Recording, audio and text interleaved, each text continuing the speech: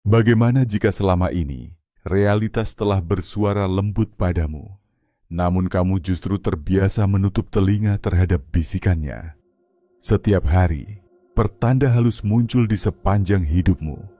Seseorang yang tidak kamu kenal melontarkan kata-kata yang seolah-olah menjawab kegundahan hatimu. Tiba-tiba sebuah lagu mengalun, persis ketika pikiranmu tertuju pada seseorang dari masa lalu. Sebuah deret angka kembali hadir, berulang-ulang tanpa lelah berpamitan. Ini bukan sekadar keberuntungan acak. Jauh di lubuk jiwamu kamu merasakan sesuatu yang istimewa sedang terjadi. Dan firasatmu benar adanya. Semua ini bukan hasil untung-untungan semata. Inilah synchronicity, jejak-jejak simbol yang ditenun dalam jaring semesta, dimaksudkan untuk membangunkan kesadaranmu yang tertidur.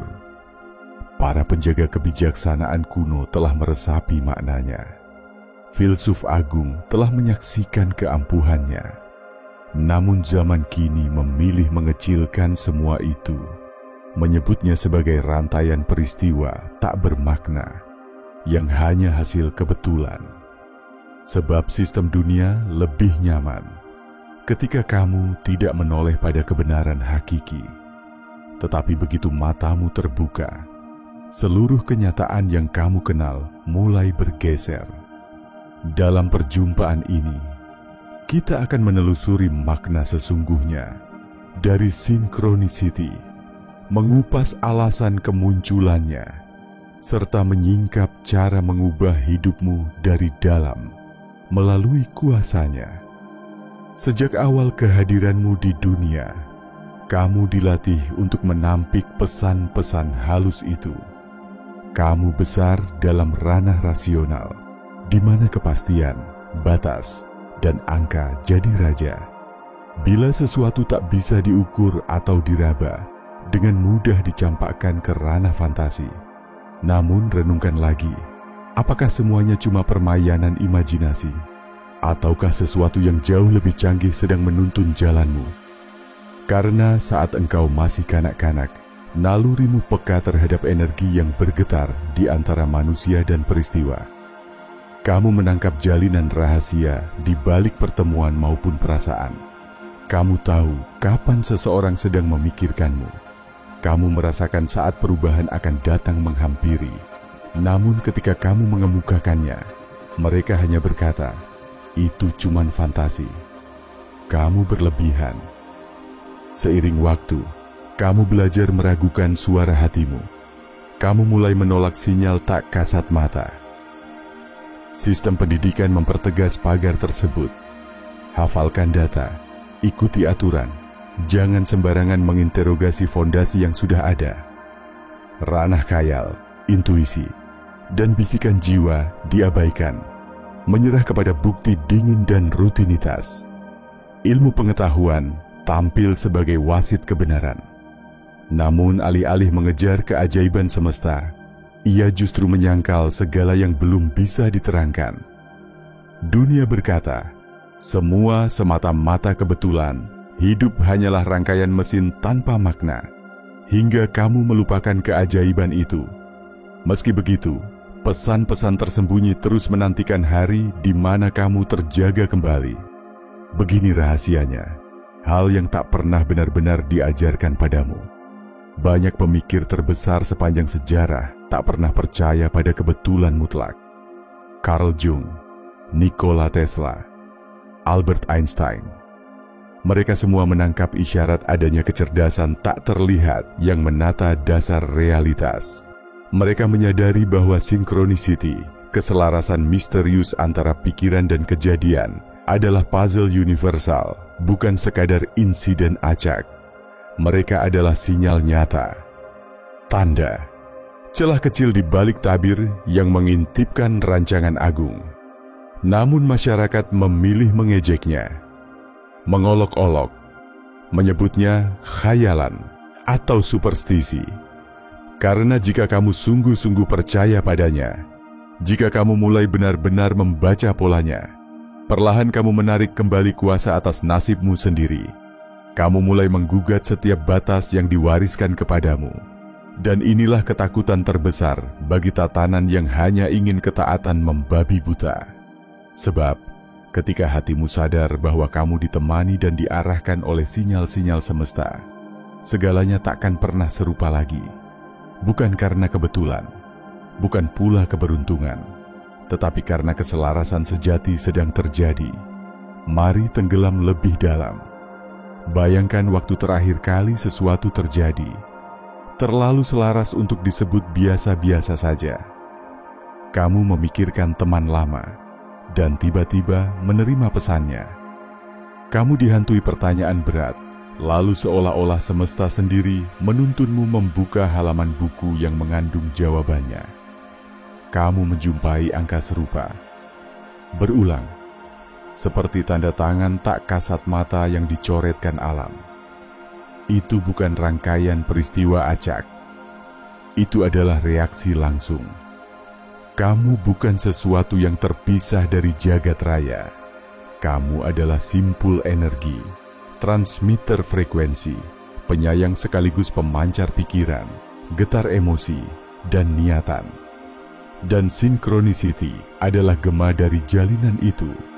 Carl Jung menyebutnya kebetulan bermakna. Para pelancong spiritual menyebutnya tatanan ilahiyah. Fisika modern berbicara tentang keterhubungan universal. Segala sesuatu saling terjalin melintasi batas waktu dan jarak. Kata tak sama, namun inti kebenaran serupa. Synchronicity bukan keanehan. Itulah cara alam raya membisikkan pesan. Kamu tengah beresonansi, lanjutkan perjalananmu.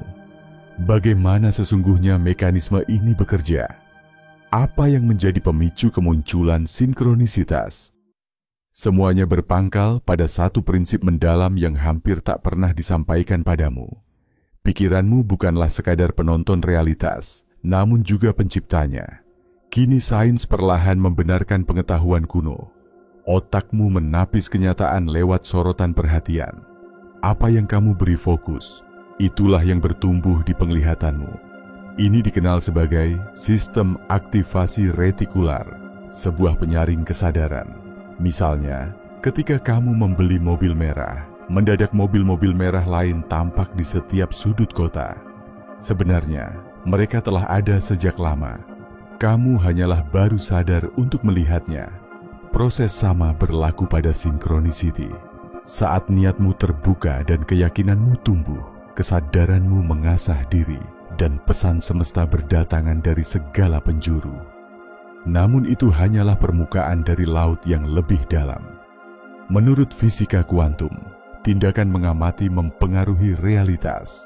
Pikiranmu tidak hanya mengurai fakta, mereka dapat menggoyangkan dunia fisik. Ini adalah tempat di mana vibrasi berperan. Pikiran dan rasa batinmu mengirimkan frekuensi tertentu. Ketakutan memanggil lebih banyak ketakutan. Keyakinan menarik keharmonisan. Apa yang tumbuh dalam ruang batinmu mencipta pancaran pengalaman di dunia nyata. Inilah mesin rahasia yang menghidupkan sinkronisitas. Akan tetapi, ada rahasia lebih dalam di balik semua ini. Pusat sebenarnya bukan hanya energi, melainkan alam bawah sadar. Pikiran sadarmu sibuk dengan detail sepele sehari-hari. Sementara bagian bawah sadar tanpa lelah merekam pola, mencari kaitan, dan membalas niatmu. Begitu kamu menanamkan niat, walaupun hanya dalam diam, bawah sadarmu mulai bekerja, berusaha menyatukan dunia luar dengan permohonan terdalam hatimu. Sebab itu, mereka yang mempercayai sinkronisitas lebih sering mengalaminya. Mereka telah melatih bawah sadar supaya andal mendeteksi dan menanggapi petunjuk-petunjuk itu.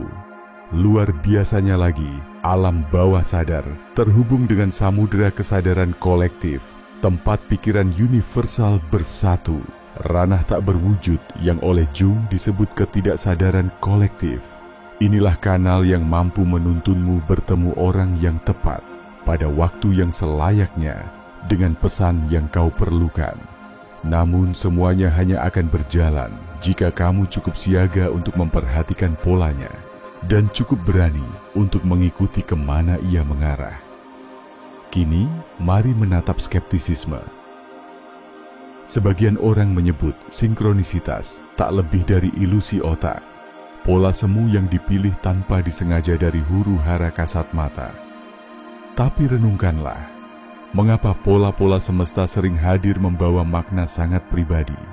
Mengapa mereka menari mengikuti irama pikir, desah tanya, dan gema paling dalam nuranimu bersamaan dengan waktu yang sangat tepat? Mengapa pesan halus itu muncul pada saat kamu terbuka dan penuh refleksi, bukan saat pikiranmu kacau atau tertutup? Benarkah semuanya hanya keisengan acak atau justru komunikasi nyata? Karena setelah kamu menyadari bahwa realitas tengah menyapa dan mengirimmu pesan tersembunyi, seluruh persepsimu akan mulai berubah. Di titik ini, kisah tak lagi soal kepercayaan semata, melainkan tentang pengalaman langsung, tentang mengenali tanpa harus mendefinisikan. Sinkronisitas bukan dekorasi, bukan juga hiburan keajaiban. Ia tiba untuk membangunkan kesadaranmu dari tidur panjangnya.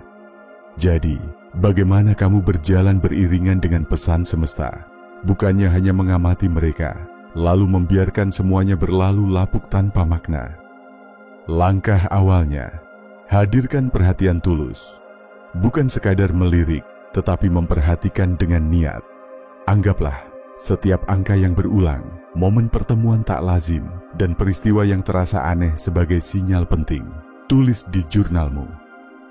Amati benang polanya, renungkan apa yang terlintas, perasaan yang mengisi dadamu, atau tanya yang sedang bergema ketika pesan muncul. Lalu mintalah penegasan. Mintalah kejelasan. Alam raya sangat responsif ketika kamu benar-benar mendengarkan. Tetapi lebih dari sekadar mencatat, kamu perlu bertindak. Karena sinkronisitas adalah panggilan untuk bergerak, bukan hanya catatan menarik. Bila sebuah pola terus-menerus datang, itu adalah ajakan, bukan hanya informasi. Peranmu adalah menjawab, ikuti arusnya, percayai arah yang semesta sodorkan. Dan disitulah segala hal mulai tersusun serasi dengan sendirinya. Namun, disinilah kebanyakan orang terjebak. Mereka berharap pada petunjuk, namun segera menguap dalam keraguan. Mereka merasakan tarikan, lalu dipatahkan oleh rasa takut. Mereka ingin kepastian sempurna sebelum berani melangkah. Padahal hukum semesta berkata, kepastian hanya muncul setelah kamu bergerak. Sinkronisitas adalah pintu yang menganga, tidak mengharuskanmu, melainkan mengundang dengan lembut. Jika terlalu lama kamu menolaknya, pesan itu akan berlalu perlahan, bukan untuk menghukum, tetapi karena energimu tak lagi sejajar dengannya. Sadarilah, alam tidak sembarangan. Semesta beroperasi dengan presisi. Ia merespons pilihan batinmu. Pikiran, rasa, dan tindak tandukmu adalah pengatur gelombang yang menghubungkanmu pada pesan yang telah dititipkan khusus untukmu. Bila suatu saat kamu merasa tanda-tandanya mulai menghilang, tanyakan pada dirimu, apakah aku masih mendengarkan? Atau bahkan, apakah aku masih mau bertindak menyambutnya? Tatkala kamu memutuskan untuk mempercayai pesan semesta, hidupmu mulai mengubah warna. Bukan lantaran dunia di luar bertransformasi, melainkan karena kamu telah menemukan harmonimu sendiri. Kini kamu tidak lagi berjalan dalam gelap, melainkan berdansa bersama kesadaran. Orang-orang yang hidup penuh kelancaran, yang seolah beruntung, dan selalu berada di posisi tepat pada waktunya, bukan hanya kebetulan. Mereka selaras, mereka bertindak sigap, mereka berkolaborasi dengan aliran hidup. Kesempatan itu juga tersedia untukmu. Hanya saja, kamu harus cukup berani untuk melangkah tanpa jaminan. Lihatlah ke dalam, pola apa yang akhir-akhir ini terus-menerus muncul di hidupmu. Sinyal mana yang selama ini kamu abaikan? Pesan mana yang getarannya selalu kamu rasakan, tapi enggan kamu jadikan arah? Jika saat ini kamu tengah mendengarkan kata-kata ini, anggaplah ini sebagai pertanda yang kamu mohonkan. Kini setelah kamu mengetahui tabir rahasia sinkronisiti dan menyadari betapa tanda-tanda ini telah mengiringi perjalananmu sepanjang waktu, Pertanyaannya kini, langkah apa yang akan kamu ambil selanjutnya? Sebab pengetahuan saja tidak akan pernah mengubah nasibmu. Kesadaran sejati bukan soal pengakuan, melainkan tentang pembenaman ke dalam tindakan nyata. Banyak orang kembali terlelap, mengabaikan pesan semesta, menanti guncangan yang lebih keras, dan terus mengulang pola lama. Tapi kamu punya pilihan berbeda. Kamu bisa memutuskan untuk mendengar, bertindak, dan menjadi bagian dari simfoni keselarasan semesta. Setiap angka yang berderet serupa, setiap perjumpaan yang tiba-tiba, setiap isyarat yang melintas dalam hidupmu, bukanlah anomali. Itu adalah panggilan. Itu adalah pintu gerbang. Tugas terakhir hanyalah kamu memilih untuk melangkah melewatinya. Ketika itu terjadi, sinkronisitas takkan lagi langka. Ia menjadi bahasa harianmu, musik batinmu, ritme kehidupanmu. Jika kata-kata ini membangunkan sesuatu di hatimu, tuliskan di kolom komentar. Aku mengerti. Biarkan itu menjadi sandi rahasia kecil kita. Bagi mereka yang membaca, mereka akan tahu. Dan jika belum melakukannya, ayo berlangganan sekarang. Karena petualangan spiritual ini baru saja membuka lembar pertama.